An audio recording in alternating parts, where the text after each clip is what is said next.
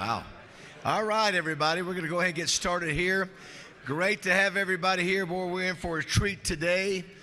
One of the top rising stars at ESPN, a former national champion quarterback for Nick Saban, one of the greatest high school quarterbacks to ever play in the state of Texas. Greg McElroy is going to blow everybody away today. He's really one of my favorites over the last few years as he continues his climb to be right behind Kirk Herbstreit as the top ESPN analyst for college football. I thought, did you enjoy Jimbo Fisher last week? I thought he was very good. I think a lot of people got a lot of comments that they thought, it's not maybe what I was thinking Jimbo would be like. So thank you for being here.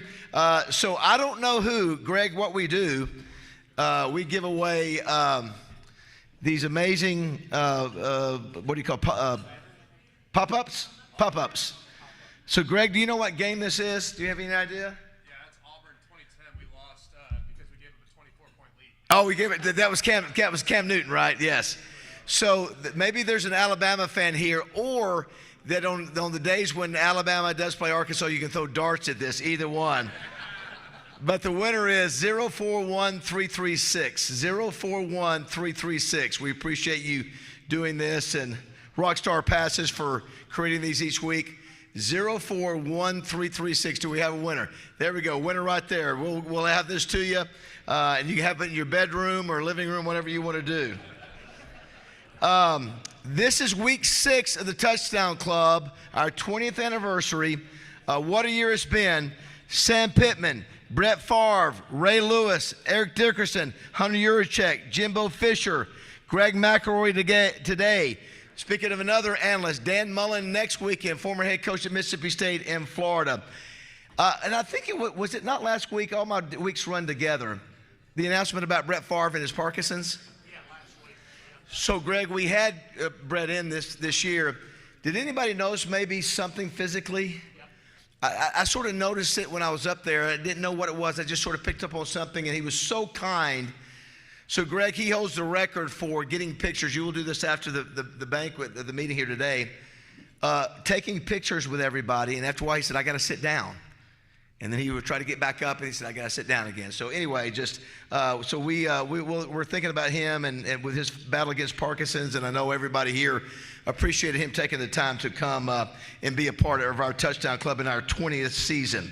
So as I mentioned, Dan Mullen next week. Don't forget, love to have you for that. Hopefully we'll be talking about a big Razorback upset of Tennessee.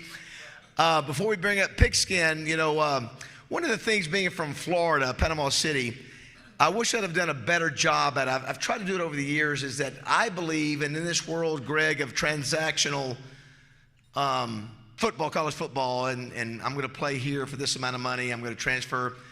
I see value in coming and being a part of a program like you did at Alabama for 4 or 5 years at Arkansas. And so for me, I stand on the shoulders of all the great guys here in the room that play for Arkansas and all the greats before me in the 50s and 60s. And we lost a great Razorback, Dr. Jim Cawthron, who was a dentist from the 50s. Good-looking guy, Greg, oh my gosh.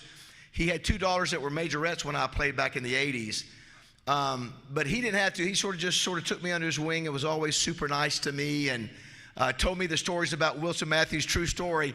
Apparently Wilson Matthews is the person on the Broyles Award trophy. Coach Broyles could have picked anybody to be on the trophy with him. Barry Switzer, Hayden Fry, Johnny Majors, Joe Gibbs. But he picked Wilson Matthews, who was a high school coach. And I think Rex, they were going up. They played in Memphis because you remember they played all over the country because they were so good at Central High School. They didn't play well, and some of the guys were running their mouths. So Wilson Matthews pulled the bus over, according to Dr. Jim Cawthron, and he pulled out a belt and started whipping each one, getting a line. And can't do that anymore. Can't do that anymore. But anyway, love Dr. Jim Cawthron, and he died at age 92. I was so blessed. I was on the way down to Arlington for the game, and his daughter Perry Gay told me, so they just put him in the hospice. It was just wonderful timing for me to go by and just say goodbye to him. And I didn't know if he could hear me or not, but he's 92 years old. I just said, Doc, because he was a good-looking guy. He was a good-looking guy back in the 50s. He looked like Burt Reynolds. And I said, even at 92, Doc, you have great hair, great beard, and just reminded me of the value, Greg, of the men who played before us, that we think we're so special because we're in this generation or whatever, but we're all standing on the guys of Wallace Wade and all those greats at Alabama that you stood on the shoulders of. And anyway, just wanted to give a shout out to the Cawthron family and how special Jim was for me. Pigskin, who is our official minister of the Touchdown Club, Pinnacle Church of Christ, will you come up and lead us in a word of prayer? Before we pray, just a personal aside. As somebody that watches about 20 to 25 hours of college football and college football related content, you're about the best going, my man. Great to have you here. And it's not just because all those meatheads from Ohio State, you stand out above them, but you do. But when you see Galloway and Herb Street, tell them we needed an Alabama man in there. Good job, Greg. Let's pray together. Father in heaven, we're thankful for the occasion that brings us together. We're thankful for the health we enjoy, for the food we have, for the friends we're able to reconnect with. Father, we're thankful that Greg could be here taking time out of his schedule to share some thoughts with us today. And Father, as David has said, we're concerned about the Cawthron family, the loss that they've had. We pray that you give them peace, that you give them comfort and a sense of your presence in the days ahead. In Jesus' name we pray. Amen. Thanks, Pigskin. So, Greg, one of the things, I look like I used to play nose guard, but everybody's so sick of me saying this, but I was a linebacker. So they saw me sweat so much up here because of my weight issue. I have a fan here. I have a fan. Eric Dickerson asked us to turn the fan off. He was so cold. But I see the fan's not working today. So, Rex, you and I are in big trouble. You and I are in big trouble.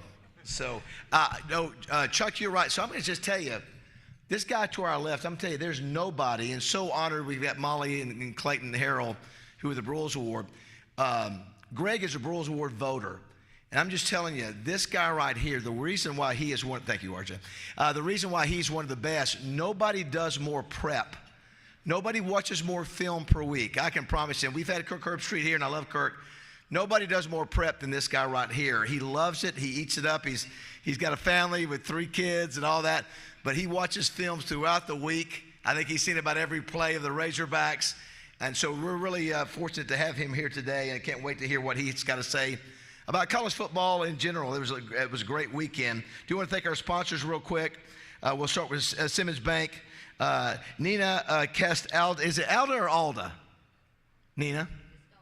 Aldi. There you go. Nina's here with us today. Cole Plafkin. Appreciate you guys being here. Greg, we wouldn't have the Touchdown Club if not for Simmons Bank and their amazing sponsorship. We appreciate you both. Don't forget the Simmons Bank Championship presented by Stevens, Pleasant Valley Country Club, October 24th through the 27th. It's a big deal. Get out and support them. We cannot do it without Simmons, and if you're looking for a new banking partner, go to them for more the support that they will give you. Stevens, we appreciate them as well. You got the Jackson T. Stevens Cup Rex just before the Simmons Bank Championship. They're a sponsor of that, thanks to Simmons. Oaklawn Hot Springs, Rex is bragging the fact that he's hit 28 in a row on his picks. 33 and 0. Now let it be said now, you're not picking the spreads. You're just picking straight up, and I love the fact that you're picking Division II games. I love that. But if you haven't downloaded the Oaklawn app, do that today. You don't have to listen to any of my picks, although I'm pretty good on college. 62%, not so much on the NFL. It's been a crazy year, but thank you to Oaklawn Hot Springs, Wayne Smith, Zach Gillum, and Chris Ho. Right, Lindsay and Jenny, great to see Judy Henry here. 124 years of experience in all the things. An unbelievable law firm that's one of the best in America. If you want to get in the NIL game, they're the folks that can help you. If you want to sponsor an athlete, Judy and her staff can be the ones that navigate you through this craziness that is NIL. So thanks to Wright, Lindsay, and Jennings also for their sponsorship of the Cliff Harris Award. Crane Automotive, the largest dealer automotive group in Arkansas, 20 dealerships, 1,000 employees. They're on track to sell 24,000 cars this year. Crane team's got them. Christian Crane, Chris Crane, we appreciate their amazing support of the Touchdown Club. Sissy's Log Cabin, been around 50 years. I don't think Jim Englehorn and Bill and Sherry Jones are here, but here's the thing, Greg. Last year, we had Alyssa Lang and Laura Rutledge. So Sissy's decided to give them some David Yurman bracelets. So I think we've got a picture. So Jim Inglehorn was watching Laura Rutledge at the Alabama-Georgia game. Do we have that, Anita? Do we have that yet? No? And by the way, Dwayne, can you close that door back there if you don't mind, buddy? We don't have it, or we do? Maybe not. So Jim's watching the broadcast, and he sees the Laura Rutledge, David Yurman bracelet on there. So I don't know if don't we get in trouble if we don't do things for the other sex? Right? No? Do we not need to do something for the guys? No? Okay, but anyway, so thank you to, I'm just asking. Oh, there it is, look. There it is. So apparently she's wearing that with pride, and we just may need to work with sissies on something, or Greg can either give it to his wife, or it can have it himself. How about, you wear jewelry, Greg? Yeah, but a bangle would be kind of tough. Thanks to Sissy's Log Cabin. Double B, Steve Lytle, and Ed Light, we appreciate them. Family-owned convenience stores out of Searcy, 34 locations throughout Central Arkansas. Gas it, grab it, and go. We appreciate Double B's. Summerwood Sports, the amazing Hendricks family, David and Doug, and Junior, and Dexter, and Landon. We appreciate all of them at Summerwood Sports. Book anything you want to there. Practice sessions, training sessions, birthday parties. It's an amazing facility. Check it out. Roller Funeral Homes, Renata Jenkins Byler, 24 locations across the state. They will take great care of your family through a very difficult time. Thanks to Renata. Advantage Service Company, Kevin Brooks, our GM over here. One Call does it all. HVAC, plumbing, electrical, they do it all. 35 years in business with all licensed technicians. Thank you, Kevin. Arkansas Democrat Gazette, Wally Hall and Amanda Copley got another great All Arkansas Preps Player of the Week. Greg, when you hear this stat, when you hear what this kid did 2 weeks ago at quarterback, you did amazing things at South Lake Carroll. I mean, you've set records that have never been broken there. But I have a feeling that what this kid did 2 weeks ago, you didn't do. Now that's saying something, because you did some amazing things nationally. So wait till you hear that, and thank you to the Arkansas Democrat Gazette and their great sponsorships.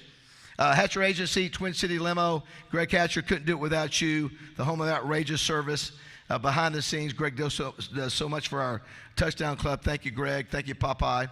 Simmons Bank Arena. Rex, there's a big announcement tomorrow at the arena. I don't know who's coming. We got Jelly Roll October 22nd. Ringling Brothers October 19th and 20th. Justin Moore, who does our show January 18th. The Globetrotters. They act like it's bigger than that. I don't know who it is, but be listening tomorrow morning. Pulaski County Farm Bureau, Todd Dennis, Stephen Reichard, thank you guys for your great support. Appreciate it, brother. Also, War Memorial Stadium. John Latch, if you want to do a really cool event over at War Memorial, make sure and call him and line that up. Great games being played over there each week. Arkansas Urology, I want to congratulate all the guys who got tested. This past week, it's the 20th annual kickoff to Men's Health. A lot of men saved their lives over the last month. A lot of men saved their lives by going and getting tested. I think they had record numbers of free screenings that they did. So well done, gentlemen. I appreciate you guys doing that. And thanks to Arkansas Urology. 103.7 The Buzz. I appreciate my buddy Roger Scott out here always supporting me and all this crazy stuff that I do. And Justin Moore and Terry Mahan, Justin Akery, DJ Williams. And you played against DJ Williams in that great game in Fayetteville. We'll talk about that a little bit later. Heather Baker, AY Media, AY Magazine, Arkansas Money and Politics. Thanks so much for your support, Heather, as always. Arkansas PBS, Courtney Pleasure, Tanisha, Anita, Brian, and Kevin, thank you so much for the great job that you guys get a lot of positive comments about the way this looks every week. DoubleTree Hotel, thanks for all the work that our staff does, Lakia and all the other folks here, Angel and everybody else, thank you. And last but not least, on our sponsor, Alicia Dover Flynn, who handles all our social media. Here's Alicia over there. So I don't know if you guys know, but last week they all run together. Last week was Jimbo Fisher. So every week when we post what people say up here, a €100 check got 1.1 million, 1.1 million views. Brett Favre, 1.5 million views. Those are the kind of things that, thanks to Alicia, that we're doing, that when we post the things, that I'm sure Greg's going to say something so amazing today that it will get 1 million views, no pressure or anything. But anyway, thanks to Alicia and her good work with JF Media and Marketing. Let's give a round of applause to all those great sponsors. We've got the best in America, Greg. Our great touchdown club team, Dwayne Duncan, taking pictures for over a decade. Chris Kane, R.J. Hulk up here at the head table doing great work for the touchdown club. Wes Sutton. We got the best volunteer team all the way in the back. All you volunteers, all you ladies and guys, we can't do this touchdown club without you. Hope you guys really know that it's the truth, led by Debbie Wyman. Let's give all of our volunteers a great round of applause. So without further ado, we got the fan going, Rex. You're saved. You don't have to sweat as much. Here we go. Let's get up for Rex Nelson, everybody, for our weekend recap. No, we'll do that. We'll do it after. Oh, me first? Yeah, Okay. we'll let you go first. Gotcha. Just making sure we weren't out of order. Making sure, you know, Greg, what Bass was trying to say with that 1.5 million views, we can ruin your career with one misstep. So be careful. I do pick all the Division I, all the Division II games in Arkansas every week, and yes, I am 33-0 straight up, and I wish I weren't, because I picked Texas A&M, went with my head and stood in my heart. But you know, the Arkansas Democrat-Gazette headline said it all yesterday. What did you expect? I mean, the curse of the Southwest Classic. It is absolutely cursed, right, David? You've been down there every year, and I'm sorry, Jerry Jones, but thank God it's over. We go back to campus again. Texas A&M 21, Arkansas 17, 3 critical Razorback turnovers, and the 12th loss in the last 13 games against the Aggies. A&M won 8 of the 9 games played in Arlington since joining the SEC. And I hate to give this one, but the Razorbacks, do you realize they have not started 2-0 in SEC play since 2006, 18 years ago. All right, I'm moving on. UCA moves to 4-1 with a 34-14 win over a ranked Lamar team in Conway. UCA outgained Lamar 439 to 220. In the fourth quarter, UCA outgained Lamar, get this, 118 to 18 to put that game away. 2 different FCS polls, the Bears are now up to number 5 in the country in one and number 7 in the other. Meanwhile, Harding still number 1 in Division II. Is it not nice in a small state like this to have a top 10 team in both FCS and Division II? Top 5 if you take that one poll. Both. And I'm telling you, folks, I'm just saying it now, Harding can't be stopped. Consider this. Henderson rolled into Searcy with a 3-0 record. They were ranked number 20 in the country. Final score, Harding 66, Henderson nothing. Blake Dela Cruz, Braden Jay combined for 7 first-half touchdowns for the defending national champions. That's 23 wins in a row for Harding. That breaks the Arkansas collegiate record. As you know, Arkansas had that 22-game streak from 1963 to 1965. It was 28-0 after the first quarter and 49-0 at halftime. And get this, this again was against a Henderson team that had won 6 of the previous 7 games in Searcy. Well, the Bisons took out a lot of frustration. Ouachita is also 4-0, 49-14 win over UAM. Tigers led 35-7 at the half of that one and coasted from there. In its past 70 games in the GAC, past 70 conference games, Ouachita's record is now 64-6. So, if you're wondering, evening of October 19th, Harding at Ouachita. Evening of October 19th will be the biggest Division II game in the country to this point in the year, and you may want to put that on the calendar. SAU 38, Arkansas Tech 7. Mule Riders raced out to a 24-0 halftime lead and never looked back. So you've got Harding and Ouachita both 4-0, Southern Arkansas and Henderson both 3-1, Arkansas Tech and UAM both 2-2. Division III, Hendricks goes to 3-1, beating Huntington 31-28. Line falls to 1-3, losing to Texas Lutheran, Vern Lundquist's alma mater, one of our former speakers here, 49-0 in favor of Texas Lutheran. Now, back to the SEC. Greg, my timing was good. I finished doing the postgame show for Ouachita, got in the car, turned on XM radio in the car, and tuned in to the Alabama Sports Network. As Bama tried to hang on to that 28-0 lead, they were up 1 touchdown. I heard the Georgia touchdown to put them ahead. I heard then the Alabama touchdown. You talk about the highest of highs and the lowest of lows. And then on the interception that sealed the game, I thought on the radio somebody fell out of their chair. Luckily, I found the video. Tyler Watts, another former Alabama quarterback who's doing color, got up and threw his headsets, David, when they intercepted that pass, and that's what I'd heard on there. But boy, you talk about an instant classic. I know many of you were watching. Carson Beck completes that 67-yard pass to Dylan Bell. Extra point.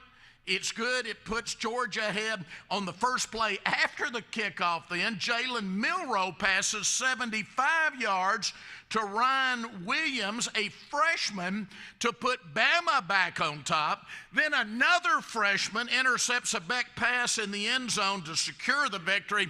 So the Tide is 4-0, 1-0 in conference. Georgia falls to 3-1, 1-1. How about Kentucky going into Oxford and upsetting Ole Miss? Didn't see that coming. 20-17 in favor of Kentucky. No love lost for the Rebels here.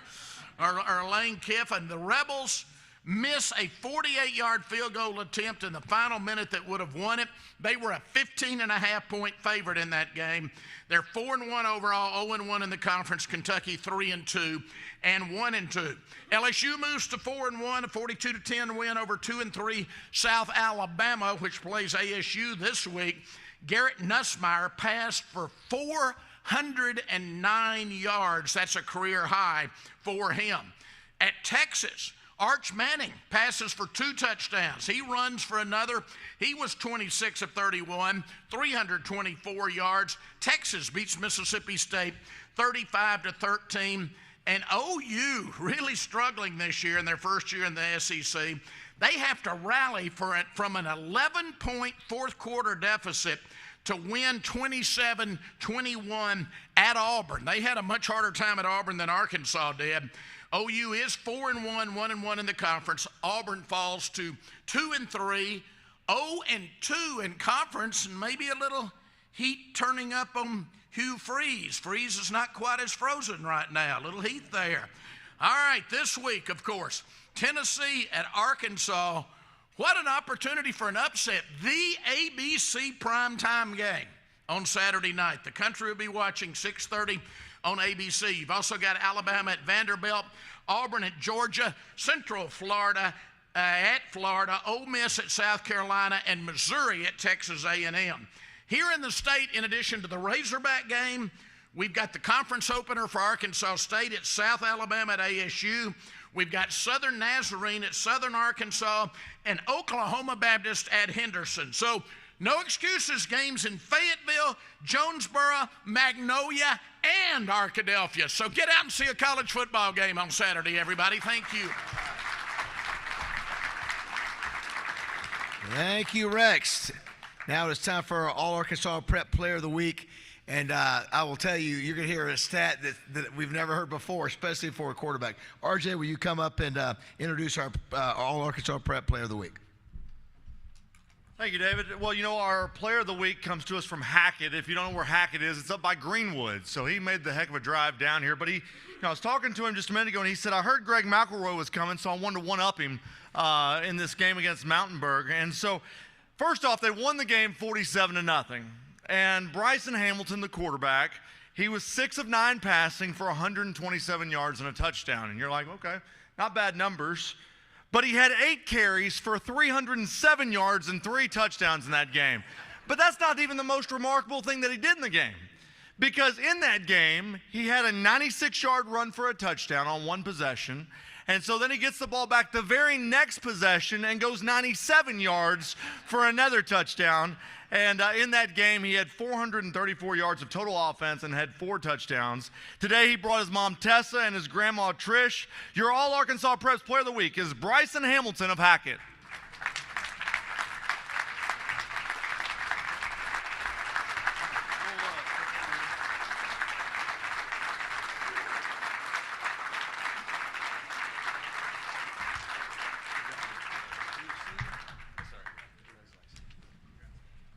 Yeah, it's one thing to hear of one run of 90-plus yards, to have a second one and then have it back-to-back possessions, maybe one of the craziest stats I've ever heard. Before we bring Greg up, a couple acknowledgments here real quick. First of all, as you know, that Justin Moore does our radio show with Roger and I every morning. It's been 3 years, and you know Justin Moore, 12 number 1 country music hits. He's got number 13 on the way. This Thursday night, he is performing at the AMP in Northwest Arkansas, Thursday of the Tennessee game, and he is committing all proceeds of his concert that night and merchandise to the Arkansas NIL. How about that? So, Lunsford, you know, our man Justin is trying to do his part. So, if you're in that area, if you're listening, or if you want to go up there, buy some tickets and help support Arkansas NIL. Also want to recognize Molly and Clayton Harrell, who are here today. Molly is the granddaughter of Frank Brules and obviously helps run the Brules Foundation, whose mission is to support Alzheimer's caregivers. She's doing an amazing job, and she puts on the Brules Award each year. And this year we're moving to Oaklawn, which is going to be really cool. It's going to be after the playoffs, which we've never done before. And her husband Clayton does the High School Brules Award. I don't know if you guys know this, but we hand out the top high school assistant coach in America every year as the High School Brules Award. I think, how many states now do we have, Clayton? 38 states will be coming into Arkansas, the winners, over at Oaklawn.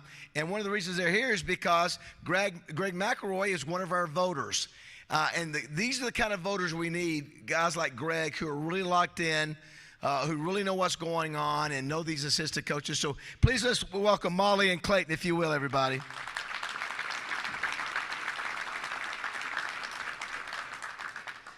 And you guys know that I'm a mama's boy. I guess I am.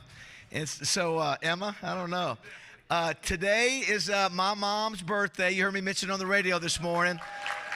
She is 79 years old. She doesn't mind. Come on in, Lakia. She's 79 years old, and I want everybody, as Lakia and Angel bring in some desserts for her. Let's sing happy birthday to my mom, if you will. Happy birthday.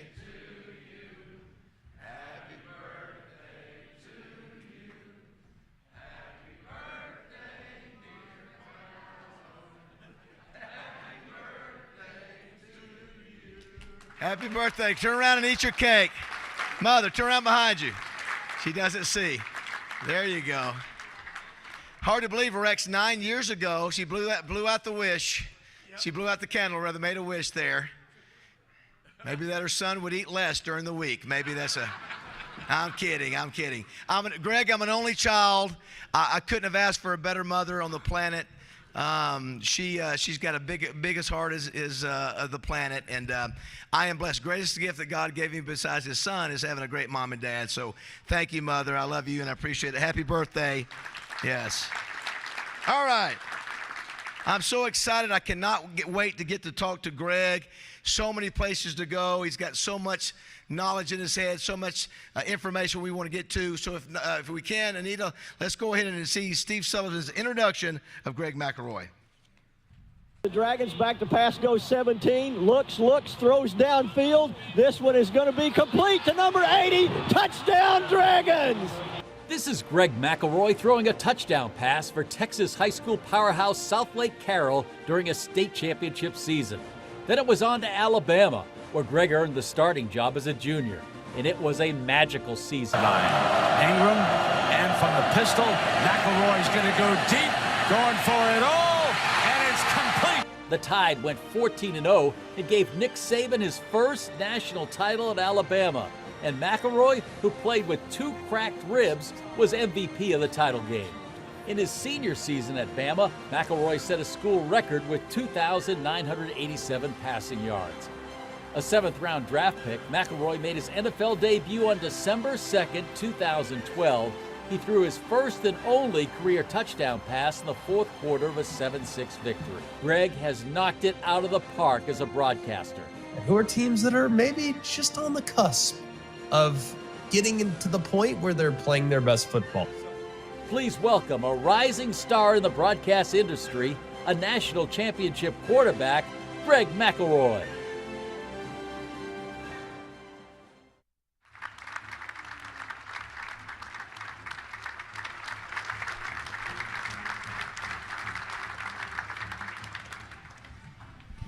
Well, Greg, really appreciate you coming. So just to put it in perspective, what Greg has done. So Saturday, you called the game between Ole Miss and Kentucky. Yes. And which was a great game, which takes a lot out of you. People don't realize this. You know, you get there early, you do your prep, and then you decide to drive from Oxford to Tuscaloosa with your son. How old is your son? My son's 5. And then he goes to the Georgia-Alabama game and watch that thing. And then that's Saturday night. Then he hops a plane from Birmingham to Atlanta, gets here last night, midnight, and with 3 kids. And he had a show already with Cole Kublik this morning from 7 to 10. So how about a round of applause for the effort for him just getting here today? I appreciate y'all having me. It's a treat. A couple things. Had I known there was going to be 1.5 million viewers, I would have worn socks. In the basking in the glow of a Bama victory over Georgia, just conveniently forgot that one article of clothing. Could have been worse. It could have been pants, but we're here. And it's great to be here. Also, we couldn't find any high-definition footage of high school. That was not that long ago. 20 years. I mean, come on, what are we doing? So it's a treat to be in Arkansas. You guys are wonderful people. I've always had a lot of fun coming to this part of the country. And just so you know, all my friends, literally all my friends went to Arkansas from high school. We had like a gigantic contingent, which is really smart kids too. You know, it's Harvard, Yale, but they all chose Arkansas. And they love the Hogs so much, and that we grew up basically as Hog fans, so that we sang Sweet Home Alabama at my wedding. It was followed with probably 30 people calling the Hogs at my wedding. So it runs deep in this part of the country, and I really appreciate y'all having me. It's really a treat. That's awesome. You know, as a guy who won a national championship, of course, Greg won the first national championship for Nick Saban. Yeah. And making that transition from Shula to Saban. So you went to that game. You played in a lot of great games. You've seen a lot of great games. Where does that? You called a great game between Kentucky and Ole Miss. That was a great one. But where does that one rank? That has to be one of the all-time greatest games you've ever seen. It was incredible, man. And look, I'll just be honest with you. I try to see the game through a very neutral lens, because I know the next day I got to talk about it from a neutral perspective. But I said, this is the first game I've ever taken my 5-year-old to. I've never had this opportunity. Like, I'm going all in. Bama, head to toe. I even had a, Big Al, like, stitched on my belt. It was aggressive. It was a lot. Very obnoxious. I leaned in, all right? I leaned in, but I was just overcome with emotion. And how y'all do that as fans every week, I don't know. I was exhausted after the game. It's like the ebbs and flows, and my wife's like, you didn't smile one time when we were up 28-0. I was like, because I am prepared, as someone that has lost a 24-point lead in this stadium, I am prepared for this thing to come down to the wire. And sure enough, it did. But it was just an amazing game. And I think what's so funny about it is because we're so level-headed in the Southeast when it comes to football. And we take it all in stride. It's the first game in which there are segments of the fan base for both Alabama and Georgia that are thrilled. It's the first time that's ever happened, right? How often does Georgia lose a game and their fan base is fired up, okay? Well, we had them in the second half. I get it.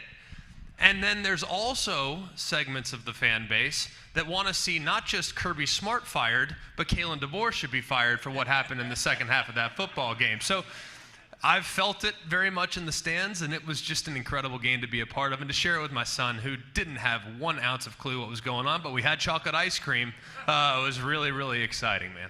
I do have to give credit to my buddy Roger Scott. So I don't know if you've seen the picture.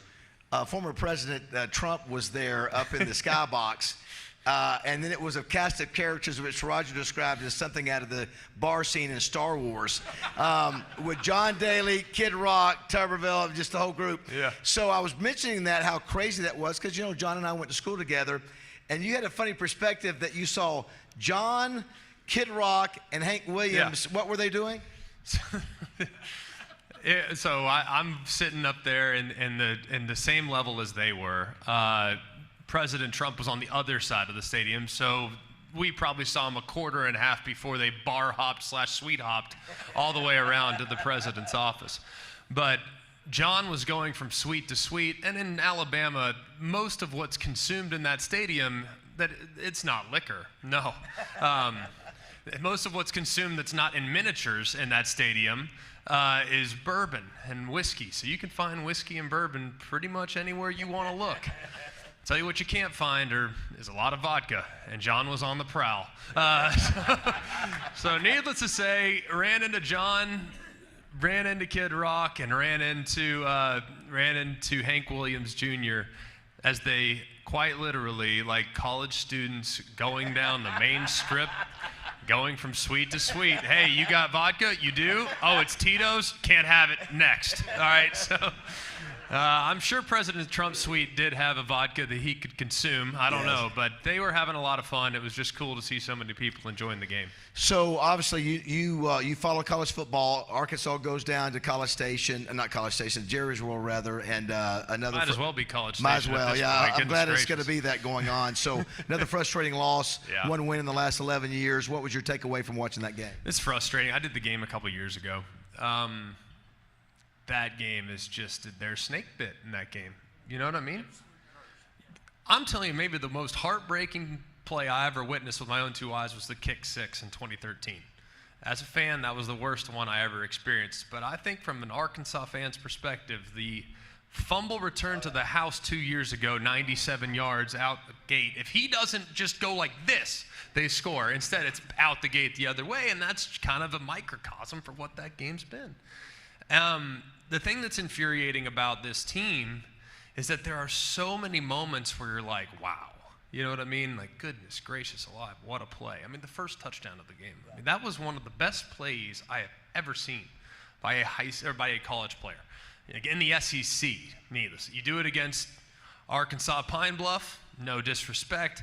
You can out-athlete those guys in some cases when you're 6'6", 230, but when you have guys that will play in the NFL and you split them somehow only to escape, roll to your left, and put a touch pass on the money to a receiver that's at full speed is ridiculous. To see that, and then to see the mistakes that are often made throughout the game too, that gives the team momentum, is just the most infuriating thing on earth. So I sympathize very much with Arkansas and their fans, but they're their own worst enemy, it seems like, this year at this point. All right, so you have a game that you're leading in the fourth quarter. Yeah. You lose the game. Now you've got a murderer's row in Fayetteville of number 4 Tennessee, Ole Miss, LSU, Texas.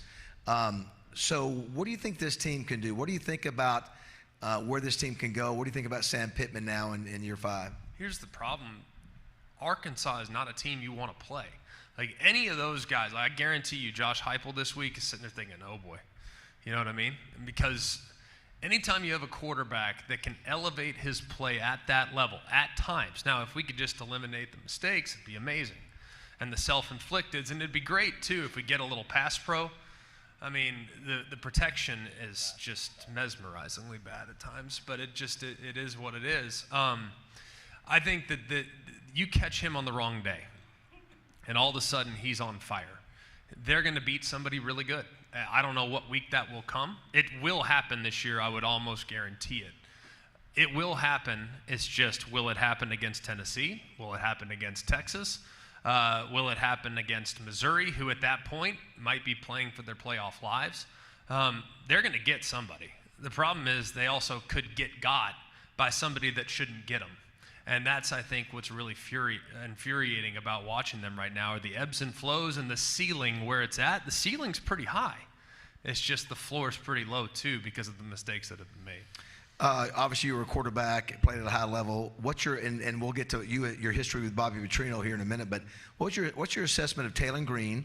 You've already mentioned the great play he made. That first, he ran through 3 guys that were all over him and through the great pass for the touchdown. And Bobby Petrino, what do you think? Do you see progression? Do you know what he did at Boise State? What do you think the future is for Taylon? Well, first of all, I have so much respect for the type of offense that Bobby runs. I think it's a really difficult offense to defend. I think it's extremely quarterback friendly, and he's getting guys open. I mean, simple as that. You can make a throw, move it to your left for a touchdown, then you can miss a guy that's on a middle read where you throw it behind him, and he's splitting the safeties and it's a touchdown. I mean, that's a throw that costs 6 points.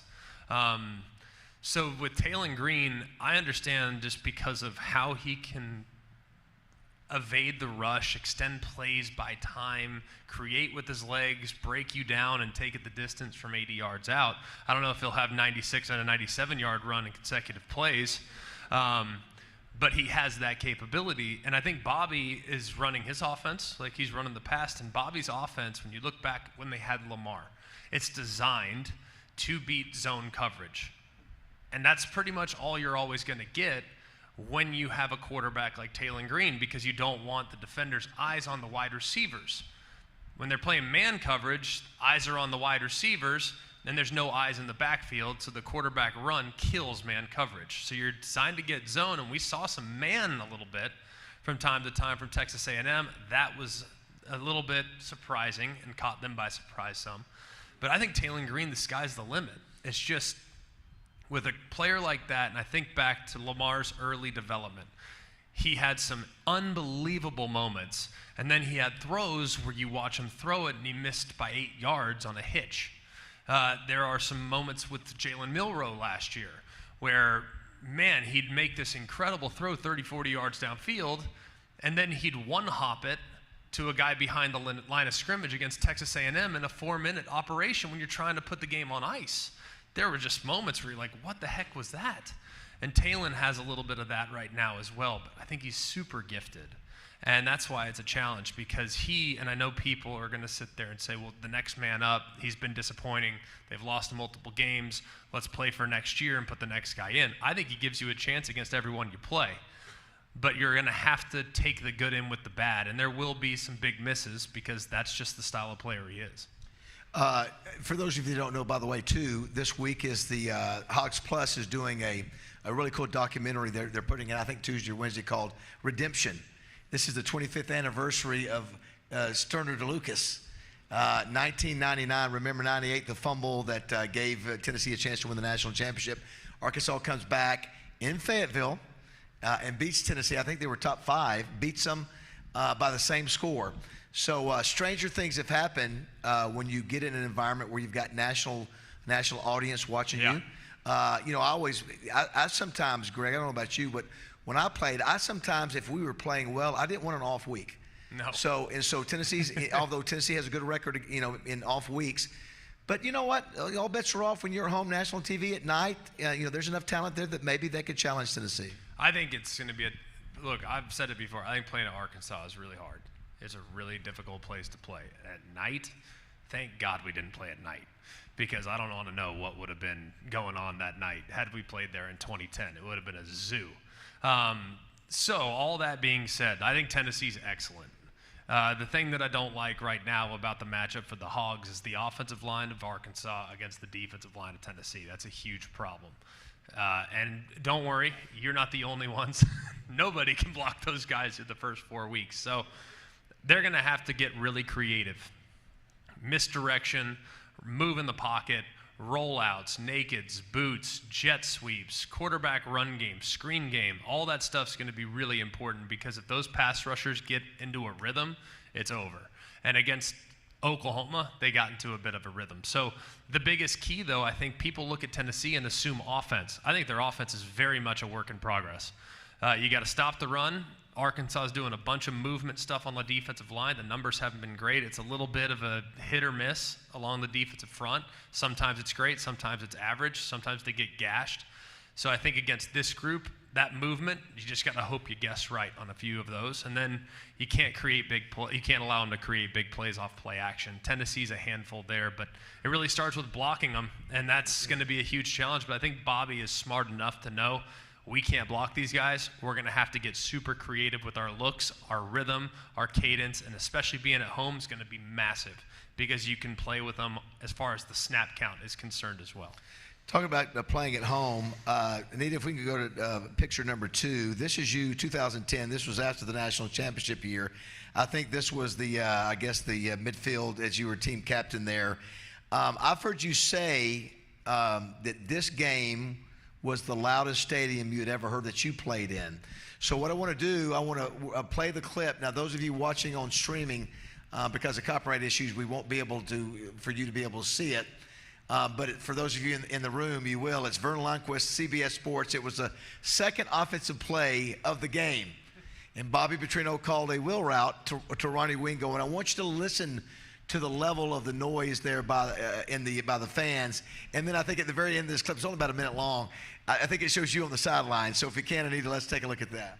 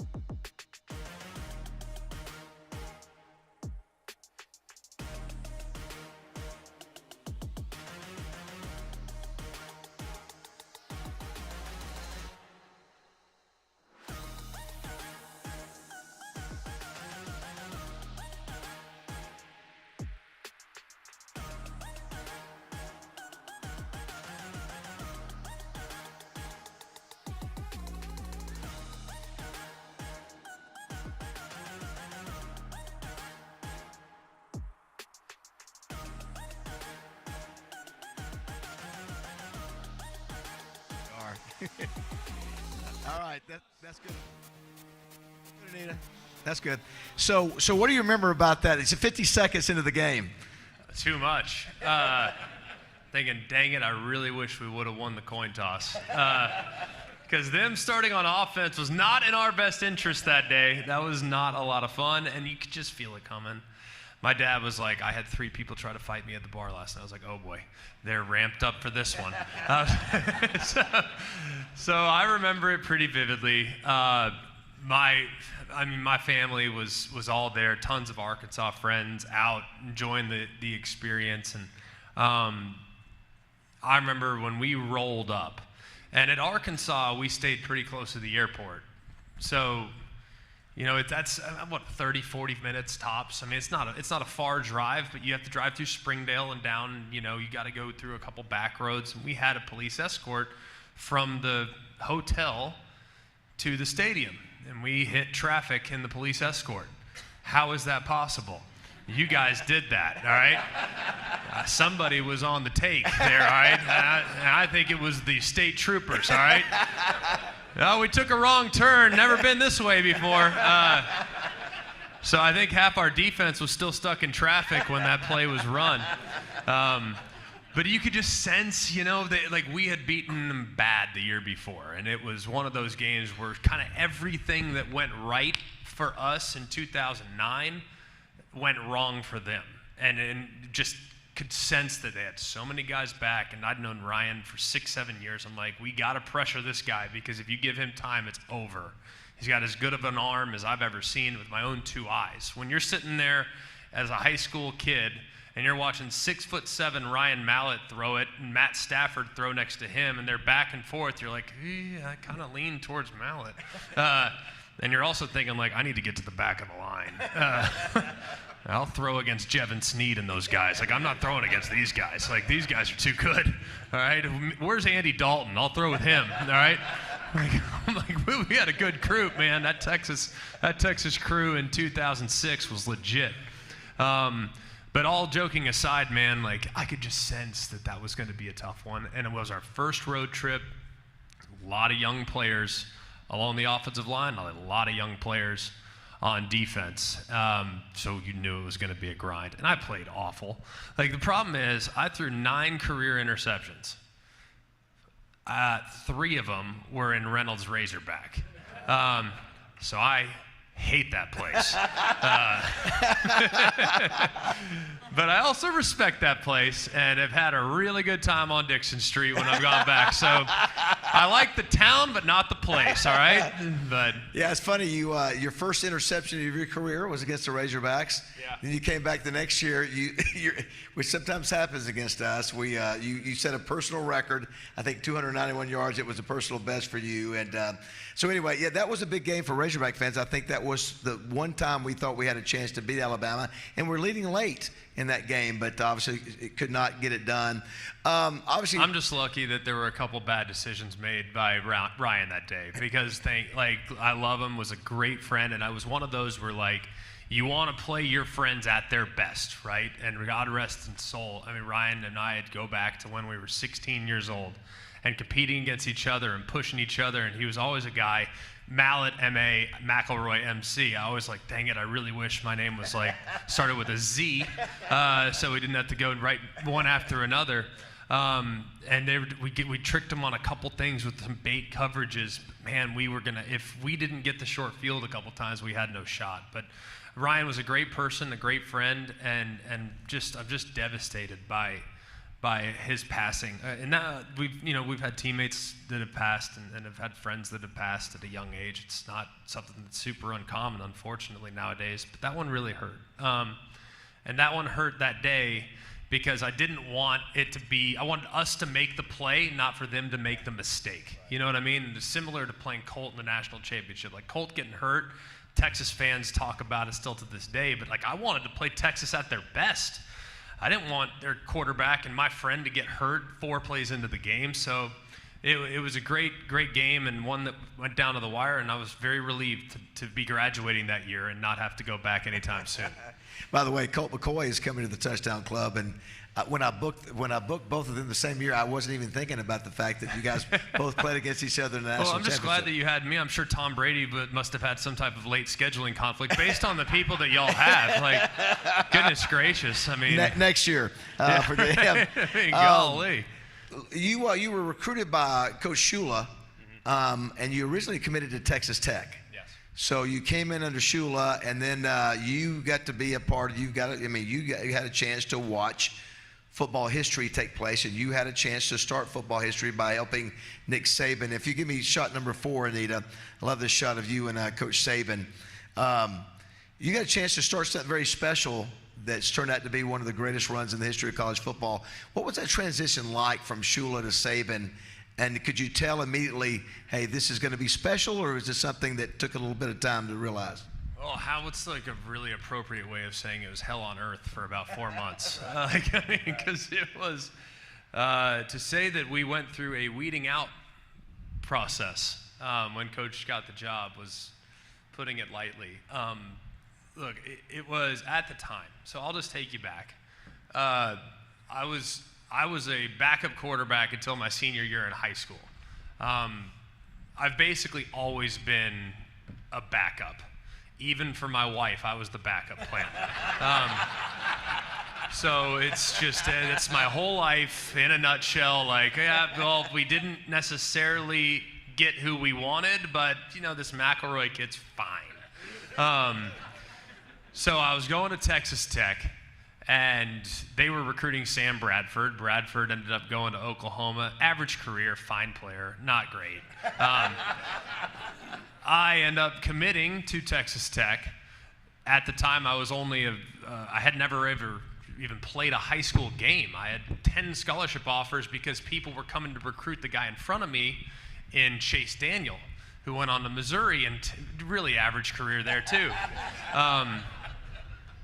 Fast forward to when I get to school and I sign up. Schools are between Alabama and North Carolina. Sitting there kind of evaluating the circumstances, and more offers came in, but at that point they had been kind of recruiting me for a bit. Tim Tebow, who was going to Alabama, ultimately decided to stay home. another average career. So I'm decided between Bama and North Carolina. And John Bunting is the coach at North Carolina. If you forgot his tenure, I can't imagine why. And Mike Shula is the coach at Alabama. Mike Shula is on the heels of a 10-2. John Bunting had been middling for a couple years, so I ultimately said, you know what? I want to know who my coach is going to be, so I'm going to go to Alabama because Mike Shula's job security, he's not going anywhere. Fast forward a few months later, and we're 6-6, and Mike Shula's out the door. And we had no coach for 6 weeks. 6 weeks. People were freaking out when Nick Saban shut down and we didn't have a coach for 52 hours. Imagine 6 weeks. And as a redshirt player that had never played a college snap, for those of y'all that are unfamiliar with my skill set, 97-yard touchdown runs were not in my arsenal. And Rich Rodriguez, for a moment, was kind of the favorite, expected to be the guy. So I'm sitting there thinking, oh, God, this is going to be brutal. Please, Feinbaum, find some dirt on this guy. Like, we can't have this guy. Like, we can't have him come and be the coach. Well, it was between him and Jim Grobe at Wake Forest. Y'all remember Jim Grobe? Oh, yeah. Jim Grobe didn't take the interview. Thank God. All right? Sure, Jim's a lovely person, but my goodness, that would have been a disaster. Fast forward, January 3rd, I'm at home as a typical freshman home on college vacation. We had just played in the Shreveport Independence Bowl, so I think we were all still somewhat hungover from the malt liquor we had snuck into the hotel room after that game against Oklahoma State where we couldn't stock the inside trap. Joe Kynes, another great moment there as the interim coach. My mom comes and wakes me up. You got Saban. You got Saban. I'm like, what are you talking about? She goes, he's coming. I'm like, what? He's going to be your coach. I'm like, how do you know? He goes, it's on SportsCenter. So I'm like, well, if it's on SportsCenter, on any news platform, it has to be true. Run downstairs, check it out. Sure enough, Wayne Huizinga's doing this press conference, and Nick Saban's no longer our coach, and he's on his way to Alabama. I remember meeting with him for the first time, and him basically saying, all right, hey, tell me about yourself. It was me and about 3 or 4 other guys. We're like, I'm Greg McElroy from Southlake, Texas. You were recruiting me for a little bit when you were at LSU, and he just kind of looks at me like, sure I was, yeah. It's between you and Jamarcus Russell, Greg. We'll take Jamarcus, all right? Yeah, I bet you were. So fast forward, hey, it's going to be hard. You guys are going to be put through the ringer. We're going to challenge you in ways you've never been challenged before. How hard can it be? I went to Southlake. We ran 50-40s for our gasser test. This will be a breeze. Well, we went through the fourth quarter program, and standard protocol of the fourth quarter program is 2.5 weeks. At that point, guys start quitting. We did 6 that first year, and it was the hardest 6 weeks of my entire life from a physical endurance standpoint. Guys were walking out, and depending on how good they were, they didn't chase them. We did have a guy named DJ Hall that tried to walk out. We're like, no, DJ, wait on it. You go with the injured guys. You have a strained hamstring, right? Yeah. No, that's just a cramp, DJ. DJ's got a cramp, guys. He's going to miss the next 2 weeks. And we had guys dropping like flies. We get into the season, we go 6-2. We had just beaten Tennessee, and then we lose the last 4 games of the regular season because we were just dead. Nothing left in the tank. Our first conditioning test that summer, we showed up, 16 110s was our first conditioning test. But if you bent over or didn't make your time in June in Tuscaloosa, you added another one. We did 36 before the trainers were finally like, somebody's going to die. Like, we have to stop. So it was the hardest thing I ever went through, but you just knew it was going to be worth it. And sure enough, in 2008, we started to find the recipe, and in 2009, we ultimately won it. But Coach Saban is the best I've ever been around in creating consistency and performance. And he says it all the time. We're all clones of him at this point. When you talk about regimented and discipline, I've never been around someone that's more regimented and disciplined. If you want to know where he's going to be at 11:37 a.m. for the last 17 years, he can tell you exactly where he's going to be. And I've never seen someone, this sum up kind of who he is. National championship, all right? We're playing Texas. we get out to a huge lead. Okay, we go into the halftime. I think it's like 24-3. It's a lot. They had just thrown an inexplicable. We're sitting there thinking they're going to kneel on it. We'll be up, 17-3 or whatever. We're in good shape. They threw an inexplicable shovel pass, which our 330-pound defensive tackle, Marcel Darius, intercepts, pirouettes down the sideline, takes it to the end zone, and punts it into the stands. One, he ripped Marcel in the locker room for throwing it into the stands and getting a 15-yard penalty. Two, we're all sitting there like, boys, we did it. 24-3, they can't score. This backup quarterback stinks. We got this thing locked up. Next thing you know, fast forward through the game, it's a game. It's 24-21. They had just hit Shipley on a couple big plays. And we're in a dogfight. We got to put a drive together. Ultimately, we do. We sack fumble, go in, and we win the game 37-21. Well, we walk into the locker room, confetti in our hair. I'm holding the crystal ball.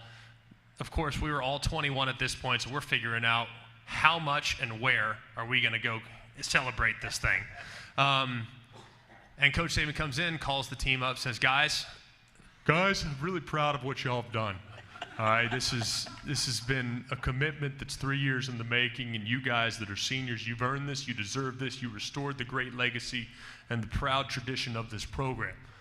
But for those of you guys coming back, that's not the way we play in the second half, and we're going to get that figured out starting on Monday when we get back. I'm dead serious, y'all. He ripped us in the post-game coach's assessment, ripped us. Meanwhile, it's in one ear, out the other. I couldn't be happier. I'm sitting there like Joe Burrow with a cigar, like I did not care.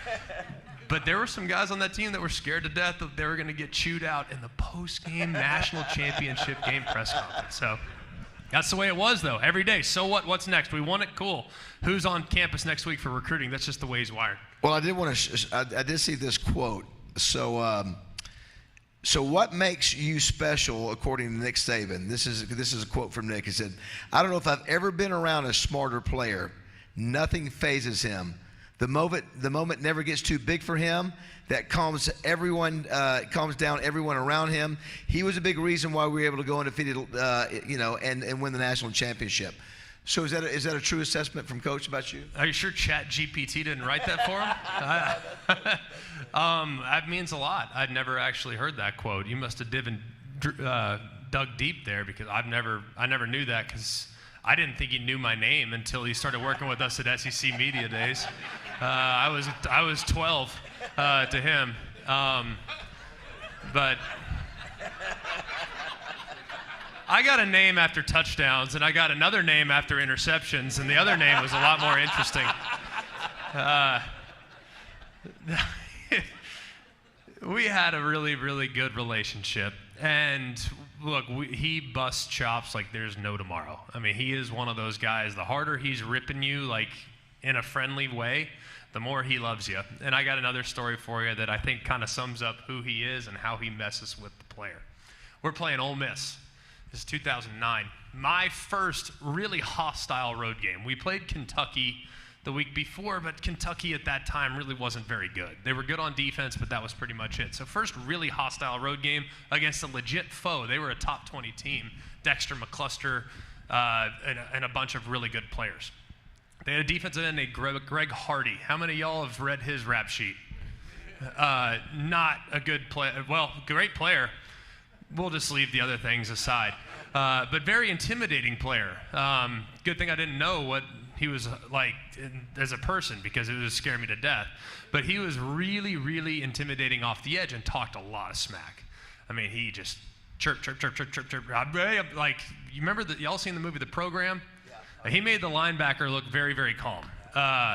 So first big drop back at the game. I drop back. I can just feel him on the right side. I drop back a little bit too deep. Shouldn't have dropped back that deep. Poor Drew Davis, my right tackle's in a miserable position. I get rid of it, I get smoked, and I get hit hard. And I'm like, oh boy, if that's the type of game it's going to be today, we got problems. All right, so the whole game, I'm seeing ghosts. I mean, just totally seeing ghosts, dropping too deep in the pocket, taking off way too early. But finally, like, all right, Greg, settle down. We'll call. What do you want to call? I'm like, call boom. That's my favorite play. I feel really comfortable with that. I think with our condensed Bunch formations will slow down this edge rusher that's scaring me to death. Like, we're in good shape. So we call boom. It's a play where you have an out route by the outside receiver. So condensed formation, 2 stack receivers, 3-4 yards removed from the tackle.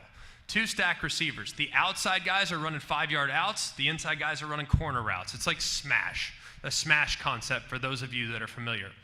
So the read is low to high to low to check down. Pick a side, doesn't really matter. Well, on one side, I had Julio, so I knew what side I was picking. All right, pretty easy decision there. So we get in the red zones, probably the middle of the second quarter, going left to right. He calls boom. I'm like, perfect. I got Preston Dial in the flat over here. I got Julio on the corner. Preston's like 6'3", 260-pound fullback. Yeah, I think I'll try Julio. So just completely bypass the underneath, throw it into triple coverage. It's knocked away, nearly intercepted. And needless to say, I got an earful as I came back to the sideline. Why did you take the check down? He's wide open. Get it to Preston. He'll turn, and we'll just at least live to play another down. I said, got it, coach. My mistake.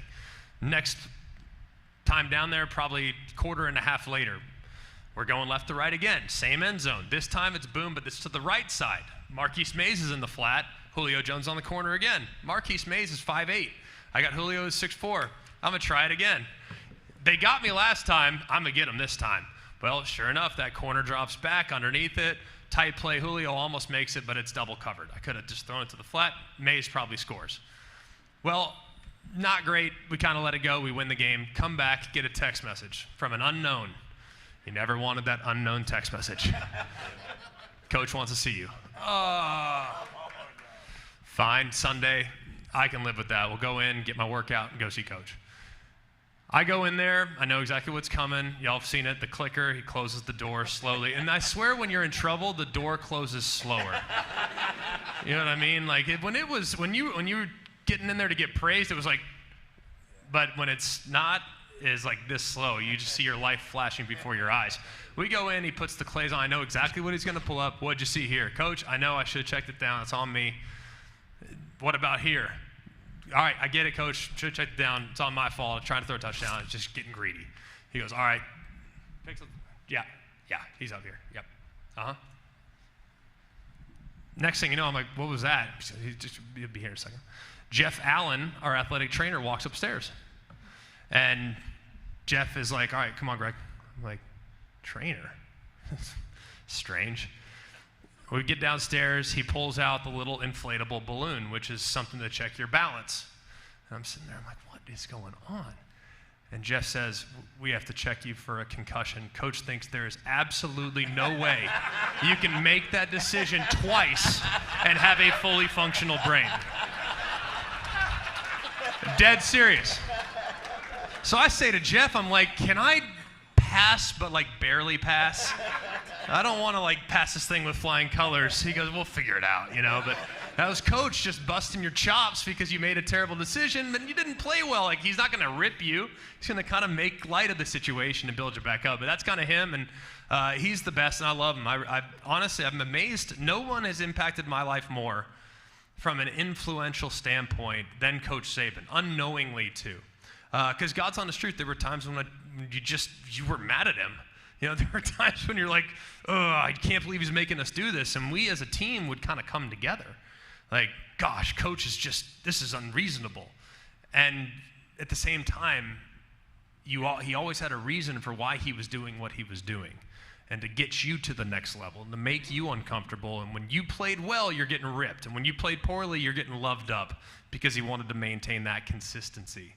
And the things that I learned in his program will be applied to the rest of my life. I mean, no one has influenced my life more outside of my father than Nick Saban. So I'm eternally grateful for having played for him and to have learned the lessons that I've learned in this program. Last thing, NIL, transfer portal, you're not too far removed from that based on like when I played so long ago. I would have made at least $3-4 grand. No doubt. $3-4 grand, that's what you said. Yeah. So what's your Ingram would have gotten a lot, but I would have. Oh my gosh, you had some players who would have made a lot. Yeah. So what's your thought on current status of NIL, transfer portal, and where it goes? How much time we have? I was gonna say we only got a couple minutes. Look, NIL. I'm glad the players are getting paid now. I mean, I think everybody is. I don't think it bothers everyone that's like, oh, this is no longer amateurism. It's like, it never was. Like, let's just let the players get a head start. You know, let them have a chance to improve their socioeconomic situation, because for many of your teammates, they're going to graduate with no debt, which is amazing, because I had teammates that were walk-ons that graduated with a lot of college debt, and that was like a blessing. But the game has gotten too big. The salaries have gotten too inflated to not give players a piece of the pie. But I don't think anybody's comfortable with where we're at from a pay-for-play standpoint. The other thing that I really don't like this transparency. In the NFL, imagine having to negotiate a contract. If you're CeeDee Lamb and you're trying to negotiate a contract with your team and not knowing what Tyreek Hill is making. Like, imagine negotiating if you're Dak Prescott and having no clue what Joe Burrow just signed for. And what's real and what's not is really problematic. We need transparency across the board, and that, I think, will allow players to not be misled, but also allow the bad actors to be sorted out, because this situation with what happened at UNLV last week is really uncomfortable for a lot of people. A player was apparently misled based on the information that I've gathered. No promises were ever made. A player went in demanding changes to the circumstances because he never got what he thought he was going to get, because it was all just a gigantic miscommunication. UNLV comes out looking bad, the player comes out looking bad, the whole situation's a mess. Well, if we had to submit what every player is getting from the collective, that would allow us to at least know what the market is. Because right now there's no market. Everyone says, well, it's free market. Well, not really, because nobody really knows what they're getting, and nobody really knows because these agents are out there peddling inflated values in an effort to get players to make moves, because they make moves on the transaction. They're like a real estate attorney or a real estate agent. Like, they make money. Yeah, it's great to have the $5 million listing, but if I can have 10 $500,000 listings, that's great too. They make more money off transactions, and more and more and more. The more times this guy hits the portal, the more he'll lever up, and the more I lever up, the more money I get. It's just, so they need more. I think there's a way to fix it. I don't know if it's the easiest things to implement, but here's what I would do. Number one, I think making everything, every payment, somewhat available to, I'm not saying necessarily to the public, but available like to other schools and other places would be really, really valuable. So transparency in the transaction would be valuable. Number two, we need to have a significant process that you have to go through if you are going to represent players. Because right now, in the NFL, to be a certified agent, you have to have a postgraduate degree and go through a course that is not easy to gain certification to represent players. And a lot of guys right now are just going into guys' DMs and saying, you're worth more, I can get you more at this place. And the guy's like, great, I'll enter the portal. And then there's nothing there for him on the other side. So we have a lot of bad actors in the representation space right now. So I think we need to do some type of certification training for those guys. Number three, we need it to become enforceable, like significant enforcement for tampering. Because everybody points fingers right now. Everybody points fingers. This school's tampering, that school's tampering. I'm just going to tell you, everybody's tampering. Now, what you define tampering as, we might have different viewpoints of that, but everybody's tampering in a roundabout way. And we have to get that out of the game. And if we need to enforce that significantly with financial penalty, I think that's the only way to do it. Hey, you tamper as an assistant head coach, you don't get a show cause anymore, because that's going to affect you be able to do your job. But guess what? Hey, you're hit with a $500,000 fine. That's a big, big, big issue for some of these coaches. $1 million fine, what have you. And it needs to be enforceable at the conference level. Because we don't want these guys to miss postseason opportunities. We just want the coaches who are involved in this behavior to get hit financially, and we need to have some hurdles for them to kind of get over to avoid tampering. So those are three things I think can be done in the immediate. The last thing, I think we need to just really adjust the portal window. And we need to say, in my opinion, as an 18-year-old myself at one point, granted a million years ago, we are overly emotional sometimes after the season. I didn't play, I didn't get this, I didn't get that, and I have a tendency to rush to judgment. What if when Nick Saban, or what if when Mike Shula was fired, the portal opened up for 30 days like it does now? I would have gone on the portal and been out of there before Nick Saban ever was hired. And I would have missed out on the opportunity of a lifetime to play with what I think is the greatest coach in the history of the sport. Well, that could happen nowadays too. And unfortunately, with when the portal opens in December, guys are not always equipped to make the best decisions at that point because they can't see the bigger plan for what their career may be at that place. So I propose moving the portal window to May 1st to May 31st. No other time can you enter unless you are a graduate. And if you are a graduate, more power to you. You earn the right to have a little bit of autonomy.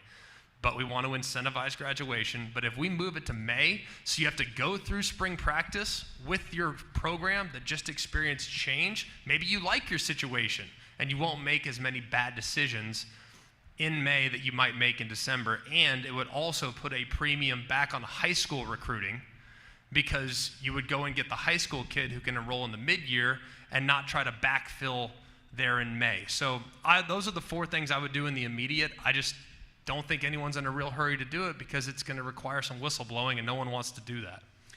I told you he was prepared. Did I not? Is he not amazing?